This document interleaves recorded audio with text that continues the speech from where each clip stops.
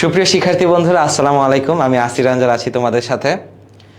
প্রথমে বলে নিতে চাই, বিজ্ঞান বিভাগে থাকো, মানবিকে থাকো অথবা ব্যবসায় শিক্ষা বিভাগে থাকো, সবচেয়ে বড় চ্যালেঞ্জটা হলো গিয়ে 3 ঘন্টায় 7টা সৃজনশীল লিখে আসা। বিজ্ঞানের ব্যাপারটা আলাদা। তবে তোমরা যখন বাংলা সাবজেক্টটা তোমরা যখন অ্যান্সার করতে যাচ্ছ, যেখানে তোমাদের এইচএসসির প্রথম পরীক্ষাটাই হবে বাংলা, তো সেখানে যখন বাংলা প্রথম পত্র তোমরা উত্তর করতে যাচ্ছ, অনেকে হয়তো দীর্ঘদিন ধরে লেখো নাই, হাতের কোনো চর্চা নেই, কেমনে তোমরা ক্লাসগুলো শেষ করবা সেটা আমি জানি না। অনেক সময় এমন হয় যে আমি গেলাম পরীক্ষা দিতে, কলম দিয়ে আল্লাহর ওয়াস্তে লেখা শুরু করলাম। তবে এই বিষয়টা থেকে উত্তরণ পাওয়ার জন্য কীভাবে স্মার্টলি তোমরা চাইলেই করতে পারো, সৃজনশীলগুলো 7টা সৃজনশীল 2.5 ঘন্টার মধ্যে শেষ করা যে বিশাল চ্যালেঞ্জ, সেটাকে মেনটেন করতে পারো, সেটা নিয়ে আজকে আমি কথা বলতে চাচ্ছি। আজকে আমি শিখাবো সৃজনশীল লেখার সব থেকে বেস্ট উপায়। কেন আমার কথা শুনবা? কারণ আমি ঢাকা বোর্ডের 11তম ছিলাম মানবিক বিভাগ থেকে, এবং আমার কলেজ ছিল নরডেম কলেজ ঢাকা। তো ওখানে দীর্ঘ সময় প্রচণ্ড পরিমাণে আমার লেখালেখি করা লেগেছে, এবং এই লেখালেখি করার কারণে আমার একটা সুইফটনেস প্লাস আমি একটা টেকনিক নিজে থেকেই বানিয়েছি, যেটা ব্যবহার করলে তোমরা অল্প লিখে যাতে এফেক্টিভলি কিছু মার্কস পেতে পারো এবং তোমাদের খাতা কিন্তু সম্পূর্ণ ভরে। এই জিনিসটা বোঝানোর জন্য আজকে আমি থাকবো তোমাদের সাথে, আসির রঞ্জন ভাইয়া। শেষ পর্যন্ত ক্লাসটা দেখতে থাকবো। অল্প সময় কিন্তু তোমরা আজকে যতটুকু শিখবা, ইনশাল্লাহ আমি বলে দিতে পারি এরকম সৃজনশীলের টেকনিক আগে তোমরা কখনো দেখোনি। Let's begin. আচ্ছা দেখো, তোমরা সৃজনশীল অ্যান্সার করতে যাচ্ছ। সৃজনশীল একটা নির্দিষ্ট ফরম্যাট থাকে, নির্দিষ্ট লাইন দিয়ে অ্যান্সার করা লাগে, তো এইভাবে আমরা করে থাকি। তো আমি আজকে তোমাদের সময় বাঁচানোর টেকনিকটা শিখাবো। দেখো, আমরা যখন পড়তে যাব, দেখো আমরা যখন সৃজনশীল অ্যান্সার করতেছি, তখন 7টা সৃজনশীলের জন্য আমি পাচ্ছি 2.5 ঘন্টা। এটা হলো আমার মেইন। তো 2.5 ঘন্টা মানে কিন্তু 150 মিনিট। তো তোমার কাছে 150 মিনিট পাচ্ছ, আর এদিক থেকে তুমি সৃজনশীল লিখতে হবে 7টা। তো তুমি যখন 150কে এভাবে 7 দিয়ে ভাগ দিচ্ছ, ভাগ দেওয়ার পর তুমি অ্যাকচুয়ালি কী পাইতেছো? তুমি অ্যাকচুয়ালি পাইতেছো 20, ধরো 21 দশমিক তোমার হইলো গিয়ে ধরো 21.5 মিনিট। 21.5 মিনিটে কিছুটা সময় তুমি কম পাচ্ছ। এখন 21.5 মিনিটে তোমাদের 5 পৃষ্ঠা লেখা লাগবে। তো এই যে সময়ের একটা কনস্ট্রেন্ট তোমরা ফেস করবা শুরু থেকে, এই জিনিসটা কিন্তু তোমাদের দীর্ঘ মেয়াদি ভোগাবে। অনেক সময় প্রথম সৃজনশীলটা লিখতে আমাদের 32, 35, 36 মিনিটও লেগে যায়, যেখানে শেষ সিকিউর লাস্ট পৃষ্ঠাটা লিখতে সমস্যা হয়। তো আজকে তোমরা যারা ইসিসি প্ল্যাটফর্মের সাথে আছো, সবাইকে স্বাগত জানাচ্ছি আমাদের সৃজনশীল মাস্টার ক্লাসে। দেখো, how to answer it smartly. দেখো, আমরা এখন কয়েকটা পৃষ্ঠা আঁকবো। অলরাইট, বোঝার চেষ্টা করো। কয়েকটা পৃষ্ঠা আঁকবো।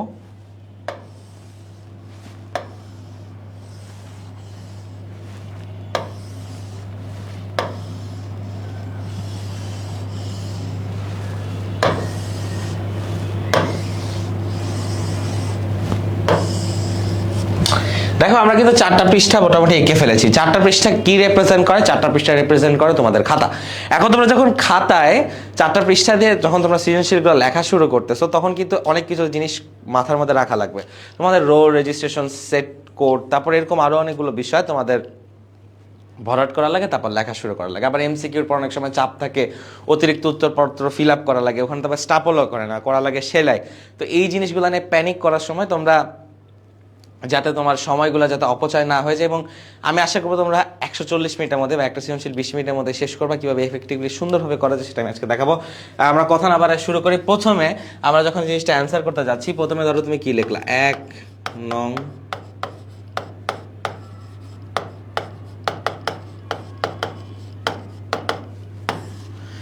প্রশ্নের উত্তর ক। তুমি ফার্স্ট ইয়াটা লিখলা ক, দেওয়ার পর তুমি শুরু করলা। এখন একটা জিনিস দেখো, সৃজনশীল আমরা যখন ক্লাসিকভাবে একটা সৃজনশীল লিখতে চাই, তখন প্রথমে কি থাকে? কোনো একটা জ্ঞানমূলক কোশ্চেনের অ্যান্সার দেওয়া লাগে, যে কোশ্চেনের অ্যান্সারটা 1 লাইনে দিলে তোমাদের মোটামুটি শেষ হয়ে যাবে। তো আমরা যখন বলি যে ধরো বললাম যে ধরো আমরা একটা নর্মাল একটা সিকিউ, যেটা আমাদের সবার মনে আছে বা সামথিং, আমরা ধরো বললাম যে হরিশ কোথায় থাকে। তখন হরিশ থাকে কানপুরে। কথা বুঝছো? ধরো তুমি বললে হরিশ কানপুরে থাকে।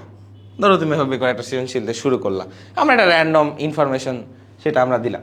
যখন আমরা এই জিনিসটা লিখবো, তখন আমরা এভাবে 2 আঙ্গুলের একটা গ্যাপ দেবো। 2 আঙ্গুলের গ্যাপ দিয়ে এখান থেকে খ শুরু করব। এখন দেখো, আমি কিন্তু স্বভাবতই, আমাকে ভিডিওতে দেখে বোঝা যাচ্ছে যে আমি একটু মোটা মানুষ, তো আমার 2 আঙ্গুল কিন্তু মোটামুটি ভালোই একটা স্পেস গ্র্যাব করতেছে। তো আমরা যখন এটাকে অ্যান্সার করতে যাচ্ছি, অ্যান্সার করার প্রথমে ধরো তোমাকে বলবে যে কেন তোমার হইলো গিয়ে বিলাসী, বা কেন কল্যাণীর বাবা সবাইকে গাড়ি রেখে দিতে বললেন। তো এটা একটা প্রশ্ন। অ্যান্ড কেন কল্যাণীর বাবা গাড়ি রেখে দিতে বলবো? একটা জিনিস দেখো, কল্যাণীর যে বাবা ছিল, সে গাড়ি রেখে দিতে বলছে। প্রথমে বলবা যে পাত্রপক্ষের স্যাকরা ডেকে এনে করা এই কর্মকাণ্ড কল্যাণীর বাবা শম্ভুনাথ সেনের ভালো লাগেনি দেখে গাড়ি ডেকে দিতে বলেছেন। এই যে দেখো, ক্ষয়ের প্রথম লাইন। আমরা মনে রাখবা, প্রত্যেকটা সৃজনশীল যতটা মার্কস আছে ততগুলা প্যারা করতে হবে। অবশ্যই প্রত্যেকটা প্যারাতে আলাদা আলাদা করে আমরা অ্যান্সার করবো যাতে আমরা ম্যাক্সিমাম মার্কসটা এনশিওর করতে পারি। দেখো ক্ষয়ের মার্কসটা কোথা থেকে আসে? ক্ষয়ে তোমাদের যে কোয়েশ্চেনটা করতেছে এটা একটা জ্ঞানমূলক অংশ থাকে। এই জ্ঞানমূলক অংশের একটা লাইন তুমি যদি অ্যান্সার করো তাহলে এই জ্ঞানমূলক অংশের একটা লাইন অ্যান্সার করার পরে তোমার এরপরে ব্যাখ্যাটা লেখা লাগবে। দেখো এখানে দেওয়ার পরে আমরা এখান থেকে সবচেয়ে বেস্ট টেকনিকটা এখন শুরু হচ্ছে আমাদের সৃজনশীল। সি এখানে আমি এক লাইন গ্যাপ দিচ্ছি। ধরো এক লাইন আমরা ইউজুয়ালি কতগুলো ওয়ার্ড ইউজ করি, ধরলাম আমি 6টা ওয়ার্ড ইউজ করি। তো আমরা এখানে এক আঙ্গুল ধরবো, এক লাইন গ্যাপ দিব, তো এখানে আমরা 6 ওয়ার্ডের একটা গ্যাপ দিচ্ছি। 6 ওয়ার্ডের গ্যাপটা দেওয়ার পর আমরা এখান থেকে শুরু করতেছি। ধরো আমরা 6 ওয়ার্ডের একটা গ্যাপ দিচ্ছি, এখান থেকে শুরু করতেছি। এই যে দেখো এখান থেকে শুরু করতেছি, যে দাঁড়িয়ে নিস সেখান থেকে শুরু করতেছে। কল্যাণী বাবা শম্ভুনাথের অনেক ব্যক্তিত্ববান মানুষ ছিলেন, সেই জিনিসটা সে এভাবে করছে, করার পর এই জন্য সে গাড়ি ডেকে দিতে বলছে। এখানে আবার 2টা ওয়ার্ড, তাই বলা যায় যে এই কারণে ডেকে দিতে বলছে। দেখো এই জায়গায় মূলত কি জাদু হইতেছে, এই যে দেখো এখানে তুমি এক লাইন যে সেভ করছো, এই এক লাইনের মধ্যে যে 6টা ওয়ার্ড ছিল, এই 6টা ওয়ার্ড, এই যে এখান থেকে তুমি শুরু করছো নিচের লাইনে, এখানে 2টা ওয়ার্ড, আর এখানে যে দাড়ি পথ থেকে শুরু করছো এখানে 2টা ওয়ার্ড, তাহলে 6 + 2 + 2 কত হচ্ছে 10। এখন এই 10টা ওয়ার্ড কিন্তু ইট সিমস লাইক অ্যাকচুয়ালি কিছুই না, যে 10টা ওয়ার্ড সেভ করে কি করবো ভাইয়া, 10টা ওয়ার্ড লিখতে তো আমার বেশিক্ষণ সময় লাগতেছে না। এই জিনিসটা ম্যাটার করবে না। যখন তুমি 7টা সৃজনশীল লিখবা তখন এই জিনিসটা 6 + 2 + 10, 10 ইন্টু 7 করলে আমার 70টা ওয়ার্ড বেঁচে যাবে। তুমি যদি একটা পৃষ্ঠায় 11 লাইন লেখো আর বা 12 লাইন লেখো আর একটা লাইনের মধ্যে 6টা করে ওয়ার্ড লেখো, তাহলে তুমি অলরেডি পুরো খাতা থেকে এক পৃষ্ঠা কমায় ফেলছো। এবং যারা ঘিঞ্জি করে লিখতে থাকো এক প্যারা নিচে আরেক প্যারা, এক প্যারা নিচে আরেক প্যারা, এক প্যারা নিচে আরেক প্যারা, তখন তাদের থেকে অলরেডি তুমি কষ্ট করে এক পৃষ্ঠা কম লিখে ফেলেছো। দেখো আমরা একবার গতে শিফট করতেছি। এবার এক নং প্রশ্নের উত্তর খ। এবার গতে যাচ্ছি। দেখো আমরা মার্জিন করলাম, মার্জিনটা তোমার এখান থেকে প্রচলিত থেকে 0.1 ইঞ্চি একটু বেশি নিতে পারো যদি তোমার লেখার ইস্যু থাকে বা তুমি যদি শেষ করা নিয়ে প্রবলেমে থাকো, স্পেশালি যারা বিজ্ঞান বিভাগে আছো বা ইংলিশ ভার্সনে আছো, এটা তোমাদের জন্য। দেখো এইখানে আমরা যখন এই গয়ের অ্যান্সারটা করব, দেখো গতে কি অ্যান্সার আসতে পারে। গতে আসতে পারে যে অনুপম ব্যক্তিত্বহীন পুরুষ, এরকম একটা দেখা গেল যে একটা উদ্দীপক দিচ্ছে, সেখানে বলা হচ্ছে করিম উচ্চশিক্ষিত MA পাশ একটা ছেলে, সে যখন বিয়ে করতে চায়, বিয়ে করতে যাওয়ার পর তার মামা কালাম তার বিয়েতে গিয়ে বাগড়া দেয়, কিন্তু এই যে ছেলেটা ছিল, আমরা ধরে নিচ্ছি তার নাম করিম বিয়েতে সম্মতি জানায় এবং সে নিজ উদ্যোগে বিয়ে করে মেয়েটাকে নিয়ে আসে। আর অনুপমের ব্যাপারটা তোমরা জানো।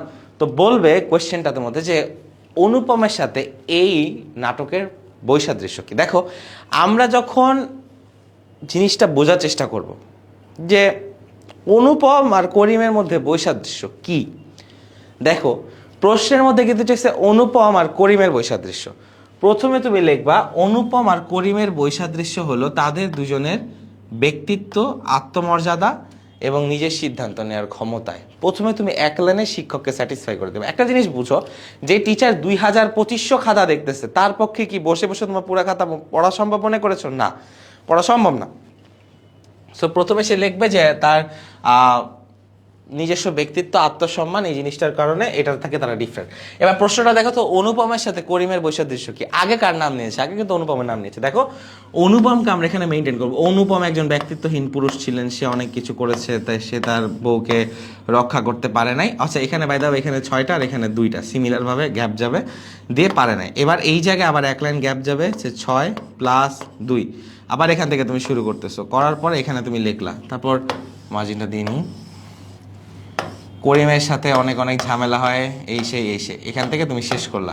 করার পরে দুইজনের মধ্যে মেইন বৈসাদৃশ্য হলো, তাই বলা যায় যে যেখানে তুমি গয়ের অ্যান্সারটা তো অবশ্যই সব জায়গায়, তাই বলা যায় যে উদ্দীপকের করিমের সাথে অনুপমের মেইন পার্থক্য হলো গিয়ে এই যে প্রথম লাইনটা বলছো, এই লাইনটা লাস্টে লিখে দিবা, শেষ। তাহলে এইখান থেকে আমরা আরো 2টা ওয়ার্ড বাঁচাইতে পারবো। তো তাই বলা যায় যে এদের মধ্যে মেইন পার্থক্য এই। তাহলে দেখো এখানে কি হচ্ছে, 6 + 2 6 আর 2 8, 8 আর 8 16, 16 আর 2 18। এবার দেখো তো আমরা এখানে কি করতেছি, আমরা দেখো 6 + 2 + 6 + 2 + 2 ইন্টু 7। এখানে কি হচ্ছে 6 + 2 + 6 + 2 মানে কি 8 + 8 16 আর 18, তাহলে 18 × 7 হচ্ছে না। দেখো 18 × 7 কত হচ্ছে, 18 × 7 যখন তুমি দিতেছো তাহলে 70 আর 27টা 56, তোমার 126টা ওয়ার্ড বেঁচে যাচ্ছে। তাহলে 126 প্লাস 70, তাহলে তোমার টোটাল ওয়ার্ড বাঁচতেছে 196টা। 196টা ওয়ার্ড জুড়ে তুমি কিছু লিখতেছো না, কিন্তু এই সম পরিমাণ গ্যাপ তোমার খাতার মধ্যে আছে, তার মানে মনে হচ্ছে 196টা ওয়ার্ড তোমার খাতা আছে। সে আমরা ধরে নিলাম যে তুমি পার লাইনের মধ্যে তোমার প্রায় 6টা করে ওয়ার্ড লিখতেছো, তাহলে এই জায়গায় অলরেডি তোমার প্রায় 32 লাইন বা 33 লাইন বেঁচে গেছে। তার মানে অলরেডি তুমি 3 পৃষ্ঠা সেভ করে ফেলছো 7টা সৃজনশীলের পরে। অলরাইট, দেখো এবার কি করতেছে আমরা। এবার আমরা ঘতে যাই। ও হ্যাঁ, আরেকটা জিনিস, কখনোই এই পার্টটার মধ্যে কিছু লেখা যাবে না, কখনোই না। তোমার বোর্ডে প্রচুর পরিমাণে পৃষ্ঠা দিবে, কোনো দরকার নেই। এখানে ঘিঞ্জি করে লিখতে গেলে স্টার্টিংটা দেখতে খুব বিশ্রী হয় সৃজনশীলের, স্যাররা চেহারা দেখে মার্ক খুব কমায় দেয়। অলরাইট, দেখো এবার আমরা যাব ঘতে, বোঝার চেষ্টা করো। এবার দেখো আমরা ঘতে যাচ্ছি। ওকে, তাহলে এটাকে আমরা ঘতে রূপান্তর করে ফেললাম। অলরাইট, এবার আমরা পুরোটা মুছি, ভিতরে কি কি আছে দেখো। আমরা মুছতেছি, পুরোটাই মুছি, সমস্যা নেই।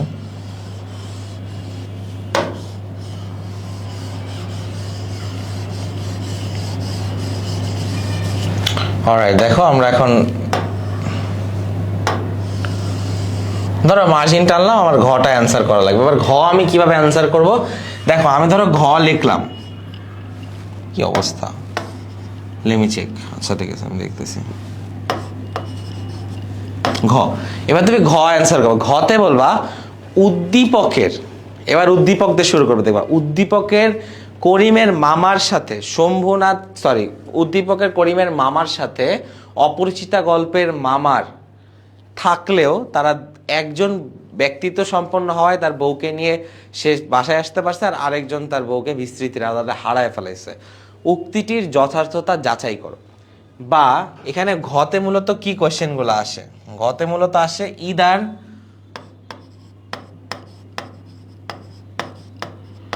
উক্তিটির যথার্থতা যাচাই করো, অথবা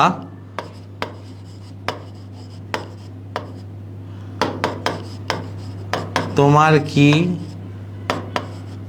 মনে হয়। ইউজুয়ালি ঘগুলা এভাবেই যায়। তো যখন তোমার এখানে যাবে, তোমার শুরুটা কেমনে করতে হবে, তোমার কাছে যা জিজ্ঞেস করছে সে জিনিসটাকে বলা লাগবে। তো তোমাকে আগে জিজ্ঞেস করছে যথার্থতা যাচাই করো, তোমাকে বলছে, তার মানে হ্যাঁ আমার মনে হয় যে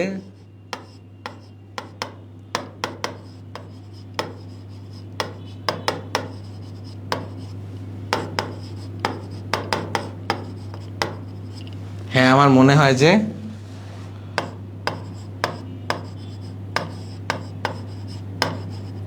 উদ্দীপকে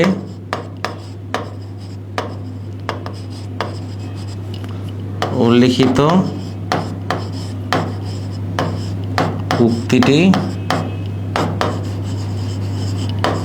যথার্থ।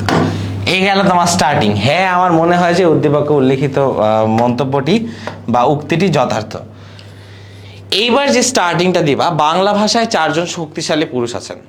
আমাদের 4 জনের সম্পর্কে তুমি যদি ডিটেলস নিতে পারো, তাহলে কিন্তু তোমরা ইজিলি বুঝতে পারবা যে আমাদের কোন লেখকগুলো খুব ইম্পর্টেন্ট। দেখো আমি 4 জনের নাম বলছি, তোমরা মিলিয়ে নিও, দেখবা যে এই পার্টিকুলার লেখকদের সব সময় তোমাদের লেখাগুলা থাকে তোমাদের বইয়ে। প্রথমত রবীন্দ্রনাথ ঠাকুর, তার একটা কবিতা বা তার একটা গদ্য অবশ্যই তোমাদের বইয়ে থাকবে। যেমন তোমাদের আছে অপরিচিতা সোনার তরী। তারপর তোমাদের কাজী নজরুল ইসলাম, আমাদের বাংলাদেশের জাতীয় কবি, তার প্রবন্ধ অবশ্যই তোমাদের বইয়ের মধ্যে থাকবে। তো দেখা গেল রবীন্দ্রনাথ ঠাকুর, কাজী নজরুল ইসলাম। এর পর আমরা আরও কিছু শক্তিশালী লেখক পাবো, যেমন মাইকেল মধুসূদন দত্ত, তার রাইটিংসগুলো পাবো। আমরা পাবো জীবনানন্দ দাশের রাইটিংস। তো আমরা যখন তাদের রাইটিংসগুলো দেখতে পাবো, এদের রাইটিংগুলোতে এই 4 জনের অবশ্যই জন্মসাল আর মৃত্যুসাল জানা লাগবে। স্পেশালি তোমরা আরেকজনকে স্পেশাল মেনশন দিতে চাই, সে হলো আমাদের শরৎচন্দ্র চট্টোপাধ্যায়। এই 5টা লেখকের জন্মসাল আর মৃত্যুসাল তুমি যদি জানতে পারো, তাহলে তোমার কবিতা বা গল্পের রাইটিংটা অনেক সুন্দর হবে। দেখো এখানে 6-2, দেখো এখানে কিভাবে আমরা শুরু করতেছি। আমরা করব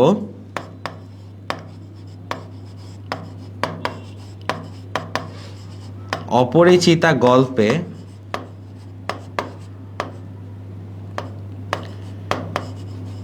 রবীন্দ্রনাথ ঠাকুর, এভাবে করে তুমি ভাঙবা, বলবা 1861 থেকে 1941 ঘর কোনো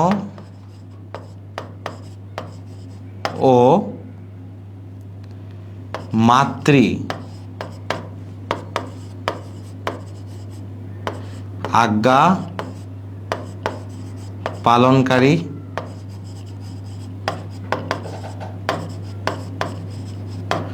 যুবকের কথা বলছে মোটামুটি, এটা তুমি দেখতে পাবা। যখন তুমি এভাবে শুরু করতেছো তখন কি দেখতেছো, টিচার দেখতেছে প্রথমত তুমি রবীন্দ্রনাথ ঠাকুর বা তাদের জন্মসাল মৃত্যুসাল নিয়ে একটু গবেষণা করছো। এই জিনিসটাতে যখন তুমি হাত দিয়ে দিবা তখন টিচাররা বুঝতে পারবে যে তুমি অ্যাকচুয়ালি কবি পরিচিতি পড়ছো, যেটা নর্মালি স্টুডেন্টরা পড়ে না। যখন তুমি টিচারকে ধারণা দিতে পারবা যে এই বিষয়ে সম্পূর্ণ জ্ঞান আমার আছে, তখন কিন্তু তোমরা ইজিলি কিছু মার্কস পেয়ে যাবে। আর বাংলায় মার্কস পাওয়ার সবচেয়ে বড় উপায় কি, বাংলায় মার্কস পাওয়ার সবচেয়ে বড় উপায় হলো পাঠ পরিচিতিটা জানা। কারণ টিচাররা যখন তোমার কোয়েশ্চেন করতে ঢুকবে তাদের কাছে কিন্তু বোর্ড কোয়েশ্চেন ছাড়া আর কিছু থাকবে না। তো বোর্ড কোয়েশ্চেনের পাশাপাশি যেটা থাকবে সেটা হলো তোমাদের টেক্সট বই। তো টেক্সট বইয়ের পাঠ পরিচিতি থেকে এমসিকিউ তুলে দেওয়া কিন্তু খুব সহজ। যেমন অপরিচিতা গল্পটা কিন্তু প্রথম প্রকাশিত হয়েছিল সবুজপত্র প্রমোদ চৌধুরী পত্রিকা 1914 সাল থেকে বাংলাদেশের প্রথম চলিত ভাষায় লেখা পত্রিকা সেটা ছিল। তো যখন আমরা এভাবে দেখতেছি, আমরা যখন পাঠ পরিচিতির পাঠটা, যেমন ঘর কোনো এক মাতৃআজ্ঞা পালনকারী যুবক, পুরা পাঠ পরিচিতির ভাষা এখান থেকে তুমি কিন্তু দিয়ে দিলা। দেওয়ার পর এখানে 6+2 দুইটা ওয়ার্ড বাঁচাচ্ছ। সিমিলার ভাবে এখানে এই প্যারাটা এই বরাবর লেখলা, এখানে আবার 6+2। যদি উদ্দীপকের সাথে গল্পের সাদৃশ্য বলে তাহলে উদ্দীপকের বর্ণনা আগে, যদি গল্পের সাথে উদ্দীপকের বর্ণনা দিতে বলে তাহলে গল্পের আগে, যারটা আগে দেয়। এখানে 6+2 দিয়ে সিমিলার ভাবে, অলরাইট, দেখো 6+2 দিয়ে সিমিলার ভাবে এখানে তুমি লিখবা। তারপর যেটা আগে বলছে সেটা লেখার পর আবার এখান থেকে 6+2টা দিবা। 6+2 দেওয়ার পর এখান থেকে তুমি বর্ণনা করা শুরু করবা যে এই জায়গায় অনেক কিছু ছিল, থাকার পরে যদি পারো এই পৃষ্ঠায় গেলে, যদি না যেতে চাও তাহলে এখানে ফিনিশ করে দিয়ে উপরে উল্লিখিত আলোচনা থেকে প্রতীয়মান হয় যে, দেখো এখানে আমরা কিভাবে জিনিসটাকে মেনটেন করতেছি। দেখো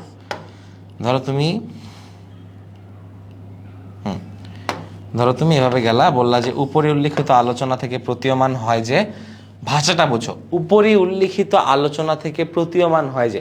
এবার এই পার্টটা হইলো গিয়ে যারা অনেক বড় করে সৃজনশীল লিখতে অনেক ভালোবাসে, এটা তাদের জন্য। তোমরা চাইলে এন্ডিংটা গিয়ে ওই পৃষ্ঠায় দিতে পারো, এটা আমার কোনো প্রবলেম নেই। তো তুমি যখন এই জায়গায় বলা শুরু করলা, প্রথমে তুমি ভাগ দেখো সৃজনশীলে, এই 1 মার্ক এখানে পেলা, হ্যাঁ তোমাকে যথার্থতা যাচাই করতে বলছে, 1 মার্ক তুমি এখানে পাইলা। পরে বললা অপরিচিতা গল্পে রবীন্দ্রনাথ ঠাকুর বা এই পাঠ পরিচিতির যে তুমি পারো সেটা তুমি দেখাইলা। 2, তুমি গল্পের পার্ট দেখাইলা, উদ্দীপকের পার্ট দেখাইলা। 3, 4, আর এক্সট্রা মার্ক আর এন্ডিং এর জন্য যদি টিচারদের মধ্যে স্ত্রীর সংশয় থাকে, কেন ও তো আমাকে কোনো তুলনা দেখাইলো না, এই জন্য অবশ্যই তোমার যেটা করা লাগবে সেটা হলো একটা তুলনা দেখাতে হবে। তারপর দুইটাকে পাশাপাশি এনে বিশ্লেষণ করতে হবে, ধীরে তোমার অ্যান্সার করা লাগবে। দেখো আমরা এই জায়গায় মোরোভার কত মার্ক পাচ্ছি, এখানে আরেকটা প্যারা দিলে প্রবাবলি ধরো আমি এখান থেকে আরো মোটামুটি 2টা ওয়ার্ড বাঁচাইতে পারতেছি, দিয়ে আমরা উপরে উল্লিখিত আলোচনা দিয়ে শেষ করতেছি। এবার দেখো কয়টা বাঁচতেছে, এখানে 6+2 8, 16, 24, 26। তাহলে দেখো আমরা এখানে 26 পাচ্ছি, প্লাস 26 × 7 মানে 140 প্লাস 182 আছে এখানে।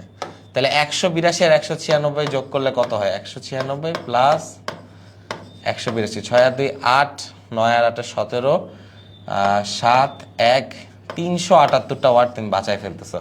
একটা লাইনে যদি তোমরা 6টা করে ওয়ার্ড লেখো, এই 378কে যদি আমরা ভাগ দিই কি হয়, এখানে দেখো তো ভূমিকম্প হয়ে যায়। 378 ভাগ দিলে, এখানে 6 দিলে 6 6 36, 1 8 63 18, এখান থেকে 63 লাইন বেঁচে যাচ্ছে। তুমি যদি একটা পৃষ্ঠায় 12 লাইনে লেখো তাহলে পুরো পরীক্ষায় 5টা পৃষ্ঠা তোমার কম লেখা লাগছে, এই জায়গায় কিন্তু তোমার 20টা মিনিট বেঁচে যাচ্ছে। এখন দেখো 20টা লাইন পৃষ্ঠা তোমার 5টা পৃষ্ঠা তো তোমার কমাই দিলাম, কিন্তু 5টা পৃষ্ঠার যে সময়টাই 20টা মিনিট তুমি ইউটিলাইজ করবা কেমনে? প্রথমেই 10 মিনিট সাইডে সরাই নিতে হবে তোমার ইসের জন্য, ওটাকে কি বলে, তুমি যে অ্যান্সার করতেছো তোমার এই এক্সট্রা টাইমগুলোর জন্য, ওয়াশরুমে যেতে হতে পারে, তোমার টিচার খাতা নিয়ে যেতে পারে, তোমার আলট্রা প্রবলেম হতে পারে, নিজের এক্সট্রা প্রবলেম থাকতে পারে, এই জিনিসগুলোর জন্য 10 মিনিট আগে সাইড করে রাখা লাগবে, আর বাকি 10 মিনিট নীলকালি ব্যবহার করতে হবে।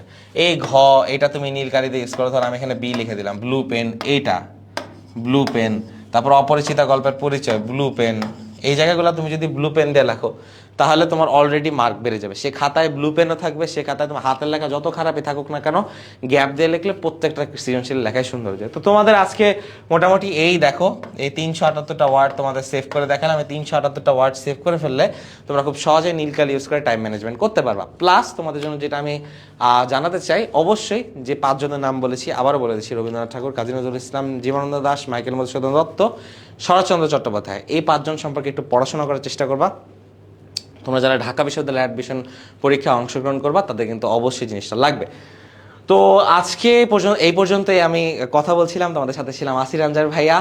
আর আরেকটা জিনিস, ইউসিসির ভিডিওটা শেষ পর্যন্ত যারা দেখছো তাদেরকে অবশ্যই ধন্যবাদ জানাচ্ছি এই পর্যন্ত আমাদের সাপোর্ট করার জন্য। তোমাদের বন্ধুদের জানিয়ে দাও কার সৃজনশীল লিখতে অনেক বেশি ভয় লাগে। আর ইনশাল্লাহ দেখা হবে সামনের কোনো ভিডিওতে। সৃজনশীল সংক্রান্ত কোনো সমস্যা থাকলে অবশ্যই কমেন্টে মেনশন দিতে পারো, আমাদের গ্রুপকে অ্যাডমিনরা রিপ্লাই দিবে, আমি এসে নিজ থেকে রিপ্লাই দেবো যদি তোমাদের আর কোনো কোয়েশ্চেন থাকে। সবাই ভালো থাকবা, সুস্থ থাকবা, সাথে থাকবা। ইউসিসি অনলাইনের বিদায়।